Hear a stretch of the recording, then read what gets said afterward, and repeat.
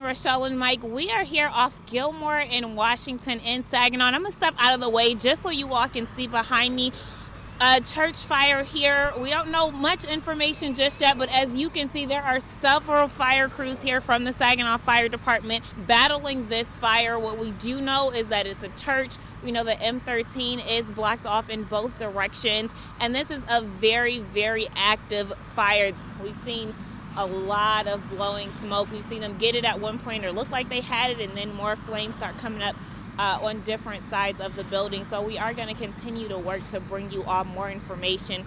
But again, M13 in this area is blocked off, and right now we are off Washington and Gilmore.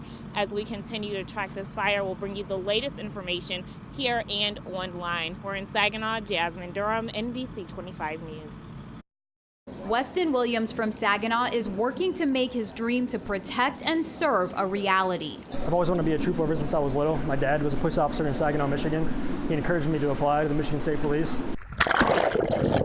He's learning becoming a trooper means facing challenges head on, even underwater. Yeah, I know it's going to be hard, definitely from the beginning. Austin Hessling is one of the troopers teaching the recruits how to rescue people stuck in submerged vehicles. In the state of Michigan, you're never more than 6 minutes from a body of water. There's over 11,000 lakes, ponds, and over 36,000 miles of streams and rivers.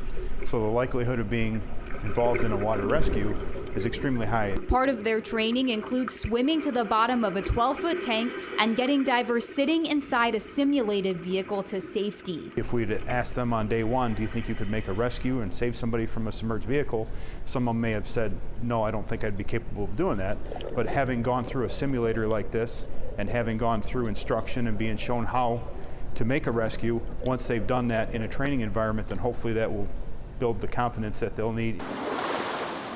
This is just one training testing recruits like Weston physically and mentally, while making sure they're ready for anything.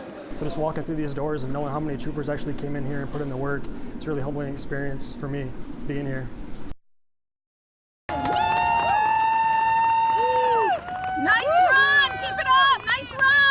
Runners are doing great as we're cheering them on, as we're handing them out water. They're saying thank you for the support. I can't even imagine being at mile 9 marker.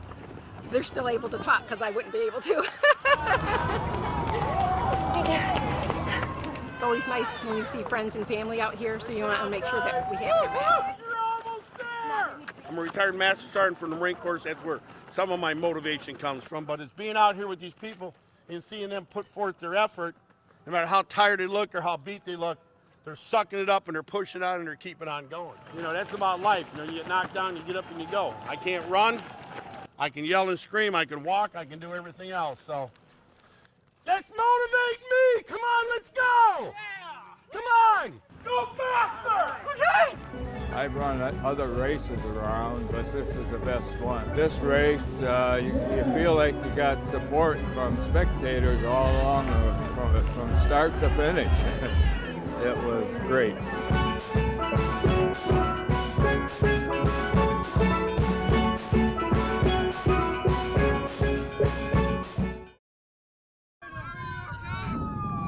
Four teens hit by a drunk driver on prom night. Yeah, my head. 3 will make it out alive. Where are you coming from? Trevor Miller is part of a mock OWI crash at the Tuscola Technology Center. It's okay, leave it. You're supposed to be bloodied. Okay. I'm getting airlifted. His journey started with the Tuscola County Moulage team. They've been training for months for this event, their first. It adds a realism for the students as well as those that are responding. Team members become experts in creating injuries. I like lacerations. Elaine Fiorello has a background in law enforcement and is an investigator with the medical examiner's office. She saw the need for the team. It's very difficult to envision victims unless you actually see injuries in the blood. Put some blood in your hair. You're going to a scenario and there's a piece of paper there that says, okay, this has got all these broken bones, this is all tore up. You've got to try and remember. When you see the injury, it helps you decide how to treat it. While that realism helps train first responders, Miller says it can change a teenager's mindset. They're definitely gonna realize, oh, this could happen to me, or this could happen to one of my friends or someone that I know. What could have felt like a gory moment actually opened up an opportunity for students to see the realism of what those scenes are like.